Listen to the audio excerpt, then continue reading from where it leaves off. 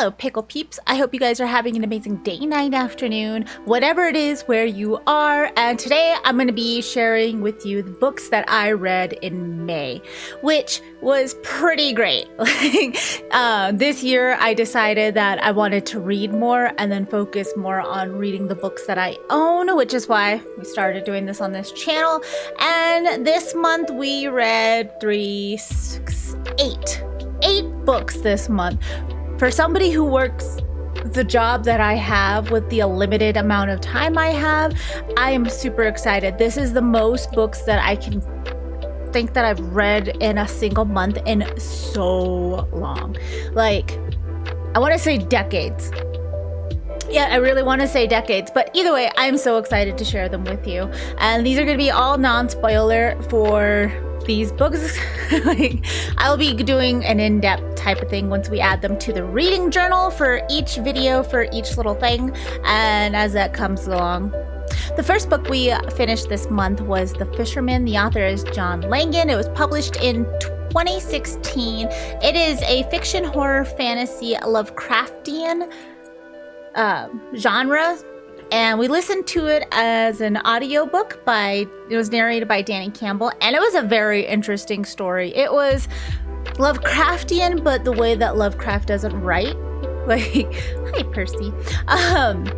With Lovecraft, we were reading it on the live stream that we did last week or the week before, whenever we did it, the last one, and we're continuing to read it. And a lot of the Lovecraft stories, he does a lot of, I'm not going to explain to you what's going on, the backstory of the thing. This one goes the opposite way. We learn the history of the thing that's going on. It centers around Abe, who is our main character, and it starts off him and a coworker go fishing. There's something that happens while they're fishing, and we learn the whole backstory of what's going on, and it is fantastic. I really enjoyed it. The imagery in it was pretty great, and I think it's definitely one that I want to read again in print. Probably get the physical book.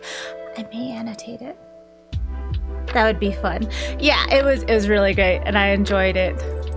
The second one is a collection of short stories. It's called Kisses from Hell. It had a bunch of short stories by Kristen Cass, Allison Knoll, Kelly Armstrong, Rachel, however you say that, Francesca Lea Block. And it is labeled as a young adult vampire paranormal romance, but it's a bunch of short stories. Each one of these authors had a short story for a little vampire type story, and I had a paperback of it. I don't know what I did with it. I put it somewhere to remind me to do something, and now I don't remember what the thing is and where I put it and what I was supposed to do. So that'll be a fun thing when I find that. I did annotate this book because some of the stories were so ridiculous. Like a third of the stories, I was just like, this is stupid, and I don't care for any of this. Another third of the book, or third of the stories, I was like, you know what? Okay, I can see why this is young adult, and I get it. And there was another third of the stories where I was like, wow, I really like this, and I definitely want to read more of these authors' work. So I have adding to my TBR of things to read as well through it. Overall, it wasn't bad. It was as advertised. I just had it as one of my books that I had that I was like, you know what, we're gonna read this. Not bad, not great. There was some good stories in there, which had some interesting premises for their vampire lore, which I enjoyed. The third one, which I think is my favorite one. I think it was really my favorite one. It is Tender is the Flesh. I bought the physical book of this after listening to the audiobook. I listened to the audiobook through, again, my Libby app from my library. This was written by Augustina. I can't say that last name. Basterica? I can't say that, I'm sorry. It was was published in 2017, and I've seen a lot of people talk about this book and how it does have a lot of triggering things in it. It is labeled as a fiction dystopian horror novel, and it was narrated by Joseph Balarama. And it was so good. It was so good. I really enjoyed just the imagery and the stories, the descriptions, the way that the ending like flipped what I was thinking about the book. And I was just like, oh, okay. It is a tough one for a lot of people to read. I really enjoyed it. I had no problems. Well, I had some problems with it. Check the trigger, the trigger list if you guys want to check it out. It was really good. The fourth one we read this month was Ring Shout. This was on my. I have a running list of books that I hear about that I'm like, okay, yeah, let's read it. And this one came up in my library. It was also an audiobook narrated by Chenny Waits, and it was, I cannot say this, like Arthur P. I can't say that word. Clarke. It has the little accents and everything on it. Published in 2020, and it is labeled as a fiction historical horror fantasy book. And it was set in the 1920s on a completely different way that things happened. It deals a lot with racism. There is the Ku Klux Klan is in it, but it's an alternate history on how that arose and the going forward of it. Going further into the story, when we get more into like the horror fantastical parts of it, it does remind me of something Lovecraft would do. And Lovecraft in Neil Gaiman type of territory. It's like Sandman-ish on how it was. There was some parts in it that were really, really funny. There was some parts that made me think about a lot of like social issues that were presented in the time. But I really enjoyed the horror fantasy part of it, which was the last, I want to say like the last half of the book. And it was just the way that that the Ku Klux Klan was put in this as how they are the bad, but not big bad, and then how the big bad was showing up. And it did end on there's going to be more in this type of world. I don't know if it's going to be a series or what, but it did end on that type of note. But it did wrap up everything in the book pretty nicely, and reminded me like a Buffy or an Angel like show at the end. Like, yeah, we solved this thing, but there's still an overarching big bad that we're gonna go fight in the next episode. Percy, would you stop? No. She found out my mic is what I'm paying attention to, so she's like, no, pay attention to me. The next book we read was Blood Orange, and this was written by Harriet Tice and published in 2019. It is a fiction crime mystery thriller novel, and this one was tough for me to read. This one was really tough for me to I listened to it on an audiobook, and it was just, I did not like any of the characters in it. I did not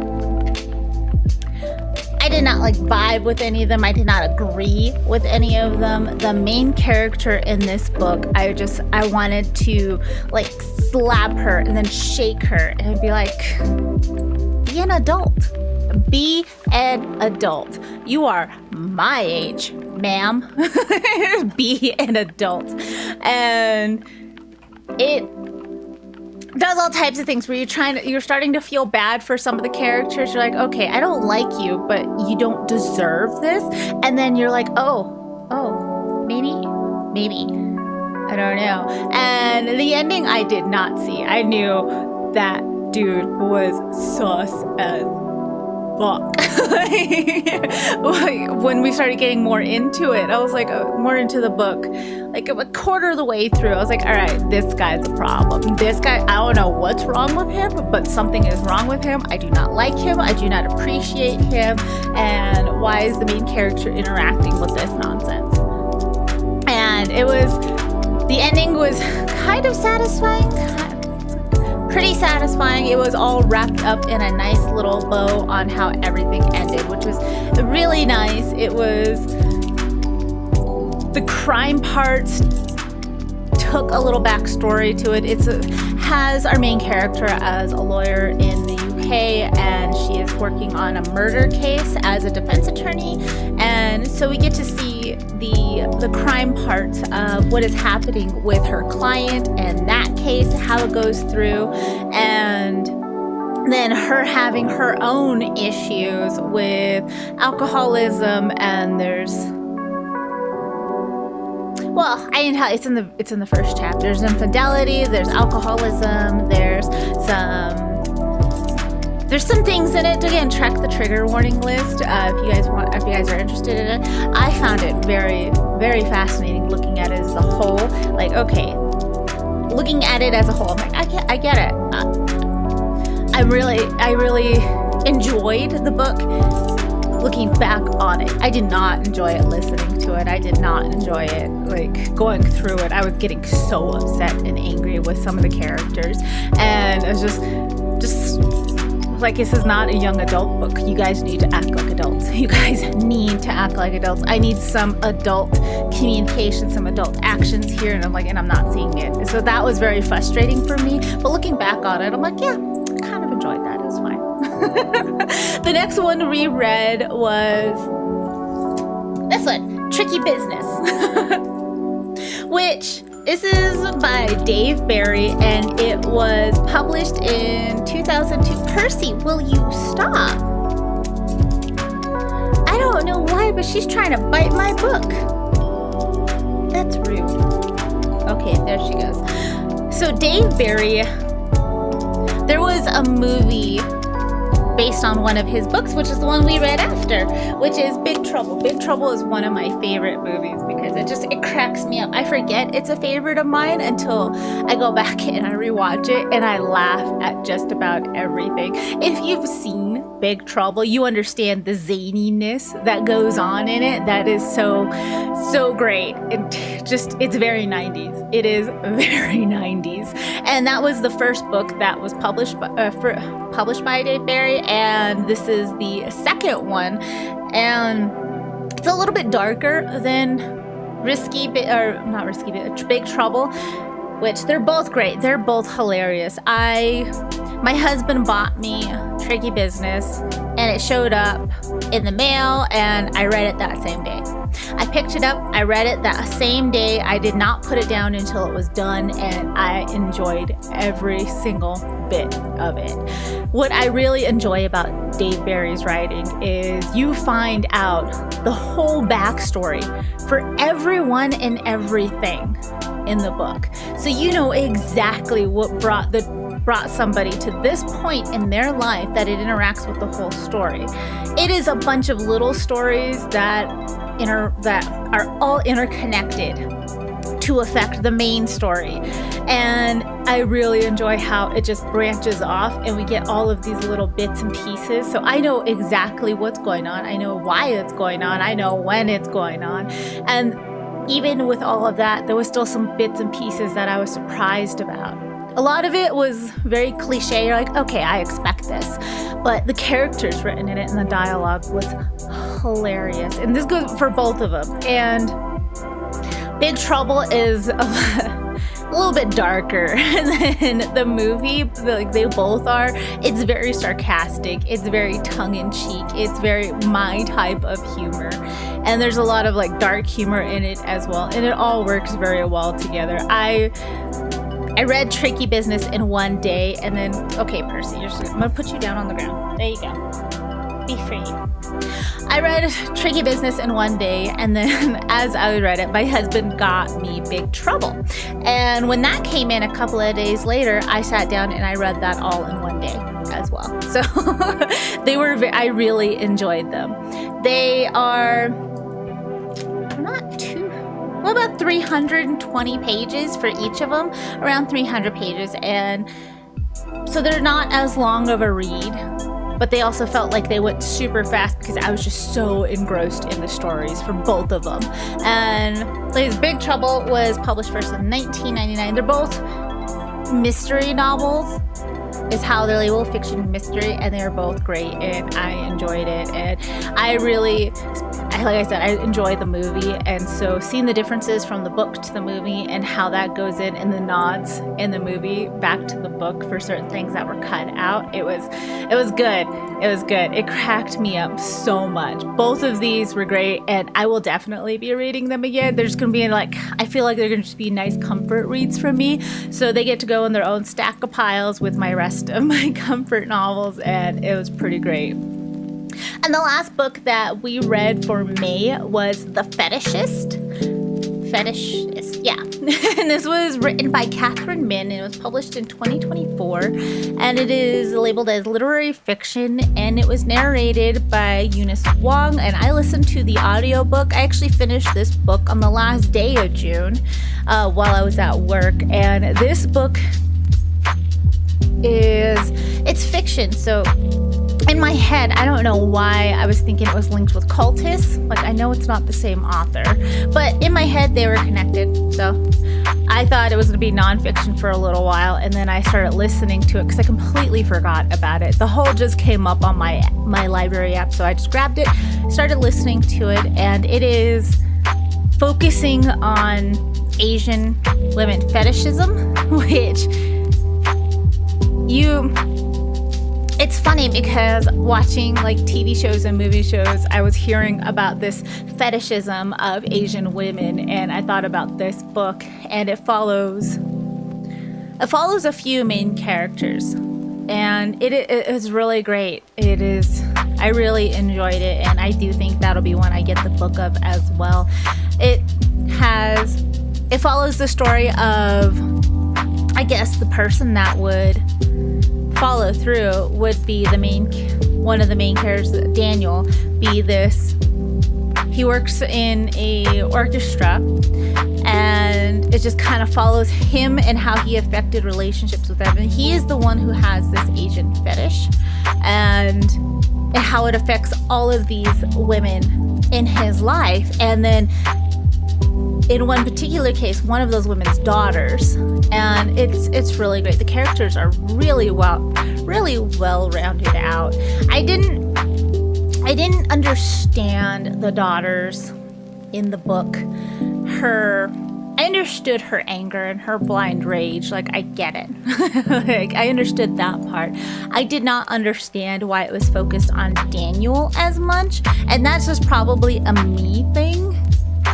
I think that a lot of people would be able to see why she was so angry at him, but it was good. It took a lot of twisty turns that I wasn't expecting the book to go, and then once I was like, all right, this is how it's gonna go, I was like, no, I don't want it to go that way. I want to understand these more of these things over here, and in order for that to happen, these things need to not, and this is where I see the book going, and I don't want it to go there, and then it didn't. And so I felt this huge sense of relief that it didn't go that way, and then it went the way I wanted it to go, to where everything was just explained to me, and I was like, I get it. And the catharsis that happens in the book, you feel it, and it's really great. I really enjoyed it, and I don't know. I may get it digitally. I don't know if I'll get it physically. Maybe. I don't know. I just want to own it. I just want to read it again. I really enjoyed it. And that's what I read for this past May. I'm really excited that I'm reading a lot more, and hopefully I can continue this trend of at least 8 to 10 books a month. I feel like that's reaching for me, but I'm really excited that I'm reading more. I don't know if I'll find more books like the Dave Barry books where I just consume them so quickly, and I still have them vividly in my mind. And I was trying to write out for my notes the plot of the story, and I was like, all right, I got to do a mind map here. That's the only way that you can understand how everything is going with this book. And it was great, and I loved it, and it was it was just so funny. But overall, I think my favorite this month was Tender is the Flesh, which is obviously I bought the physical copy. I will be reading that again. But what did you guys read this month? I'm very curious. I'm just kind of, it was just a lot of weird things going on with this month from what I read. And I'm trying to vary more of what I'm reading. So I'm trying to look for what's popular versus what I have on my shelf versus what other people who, like other booktuber people who I enjoy their recommendations, what they're reading. I'm trying to find those. So hopefully we'll have a little bit more variety in our books, but it was really great. I really enjoyed these books this month, even the ones I really didn't at the time. I did. And let me know what you guys are reading. Let me know what you guys are currently reading, what you guys have read. It's very great. I'm really excited that I was able to read this much this month. Even though a lot of it was audiobooks, like I still read a lot this month. And that's great because usually I don't. So thank you guys so much for stopping by and hanging out with me. I hope you guys have an amazing day, night, afternoon. Do all the YouTube things, do all the Spotify things, do all the things. Like, subscribe, rate, all of the stuff. And I will hopefully talk to you guys later.